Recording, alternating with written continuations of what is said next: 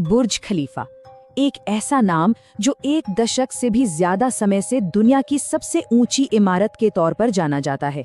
Architecture की दुनिया में जहां रिकॉर्ड तो कुछ ही सालों में टूट जाते हैं, ये एक बहुत लंबा अरसा है।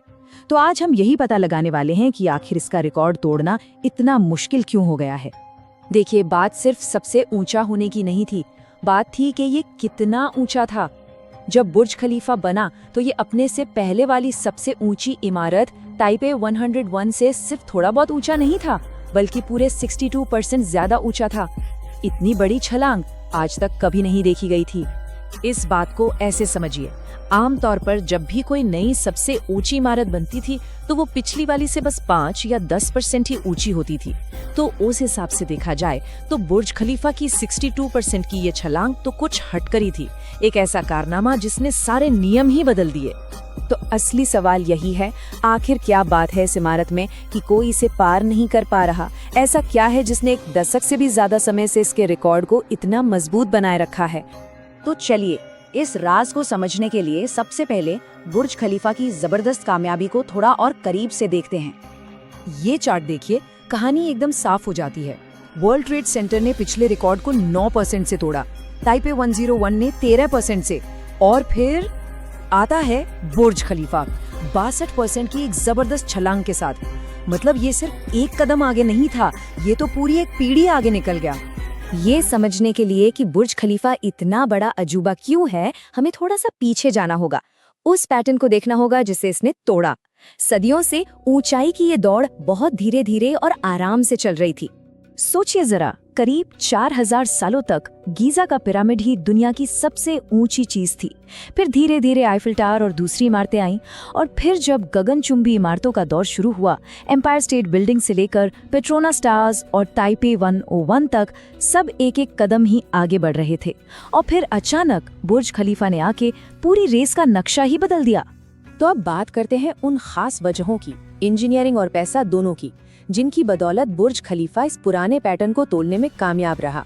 तो आखिर वो कौन सा सीक्रेट था, वो कौन सी टेक्नोलॉजी थी जिसने इतनी बड़ी छलांग को हकीकत बना दिया और उन मुश्किलों को हल कर दिया जो इतनी ऊंचाई पर इमारत बनाने में आती हैं?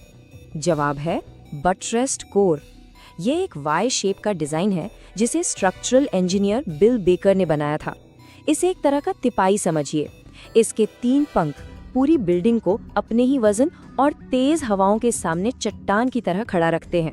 यही डिजाइन इस इमारत की कामयाबी का सबसे बड़ा राज था। इस डिजाइन की असली खूबी इसकी एफिशिएंसी में है।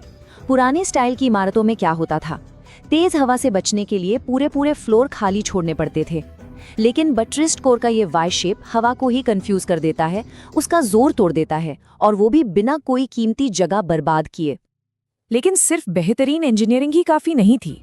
इस प्रोजेक्ट के पीछे दुबई का एक बहुत बड़ा मकसद भी था। दुबई अपनी इकोनॉमी को सिर्फ तेल पर निर्भर नहीं रखना चाहता था। उन्हें दुनिया का ध्यान अपनी तरफ खींचने के लिए कुछ ऐसा चाहिए था जो आइकॉनिक हो, और बुर्ज खलीफा बिल्कुल वही चीज बना जिसने टूरिज्म, इन्वेस्टमेंट और प्रॉपर्टी की कीमतों को आसमान पर पहुंचा दिया। तो अब आते हैं इस पहेली के दूसरे हिस्से पर, उन बड़े बड़े प्रोजेक्ट्स पर नजर डालते हैं जिन्होंने बुर्ज खलीफा को चुनौती देने की कोशिश तो की, लेकिन कामयाब नहीं हो पाए। ये देखिए कुछ बड़े नाम। सऊदी अरब का जेड्डा टावर, जो 1 किलोमीटर से भी ऊंचा बनने वाला था, 2018 से उसका काम रुका पड़ा है। दुबई क्रीक टावर, जो उससे भी ऊंचा जाने की सोच रहा था, वो भी ठप है। और जापान का स्काई माइल टावर, वो तो अभी तक ज्यादातर कागजों पर ही है। तो आखिर दिक्कत कहाँ आई? इन प्रोजेक्ट्स के रुकने की वजह इंजीनियरिंग नहीं है, असली रुकावटें हैं पैसा, पॉलिटिक्स और दुनिया भर में हो रही घटनाएं। कभी इन्वेस्टर्स के मुद्दे, कभी भ्रष्टाचार के खिलाफ एक्शन, और फिर महामारी। इन असली दुनिया की मुश्किलों ने इन सपनों पर ब्रेक लगा दिया है। तो चलिए अब एक इमारत से हटकर जरा बड़ी तस्वीर देखते हैं। इंसान आखिर कितना ऊंचा बना सकता है? क्या इसकी कोई असली फिजिकल लिमिट है? इंजीनियरिंग के हिसाब से देखें तो हाँ, कुछ रुकावटें तो हैं ही। देखिए, कंक्रीट और स्टील की अपनी एक हद होती है कि वो कितना वजन उठा सकते हैं। एक पॉइंट ऐसा आता है जब बिल्डिंग अपने ही बोझ तले दबने लगती है। अगर हमें और ऊंचा जाना है तो फिर कार्बन फाइबर जैसे नए, हल्के और सुपर मजबूत मटेरियल की जरूरत पड़ेगी। और फिर हम इंसानों की भी तो अपनी लिमिट्स हैं। सोचिए, बहुत तेज लिफ्ट में ऊपर जाने से एयर प्रेशर में बदलाव के कारण तबीयत खराब हो सकती है। ज्यादा ऊंचाई पर ऑक्सीजन भी कम होती है, मतलब पूरी बिल्डिंग के अंदर प्रेशर मेंटेन करना होगा, और इतनी ऊंचाई पर बालकनी या खिड़की खोलने का तो सवाल ही पैदा नहीं होता। लेकिन शायद सबसे बड़ी रुकावट टेक्नोलॉजी या साइंस नहीं है, सबसे बड़ी दीवार है पैसा, मकसद और राजनीति। अरबों डॉलर के इन प्रोजेक्ट्स में जबरदस्त फाइनेंशियल रिस्क होता है।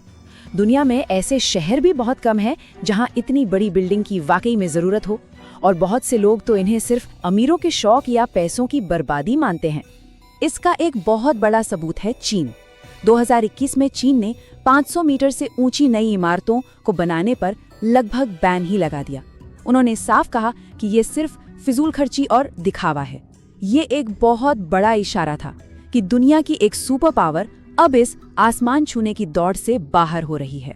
इन सारी रुकावटों के बावजूद अब जरा ये सुनिए, बुर्ज खलीफा के ही स्ट्रक्चरल इंजीनियर बिल बेकर कहते हैं, अगर थ्योरी की बात करें तो हम माउंट एवरेस्ट से भी ऊंची इमारत बना सकते हैं। ये बात दिखाती है कि हमारी इंजीनियरिंग की काबिलियत हमारी असली दुनिया की मुश्किलों से कहीं ज्यादा है। और यहीं आकर हम एक आखिरी सोचने पर मजबूर करने वाले सवाल पर पहुंचते हैं। सबसे बड़ी चुनौती ये नहीं है कि क्या हम और ऊंचा बना सकते हैं, असली सवाल तो ये है कि हमें क्यों बनाना चाहिए। ये सवाल काबिलियत से मकसद की तरफ इशारा करता है, और शायद यही वो वजह है कि बुर्ज खलीफा का ताज आज भी सलामत है।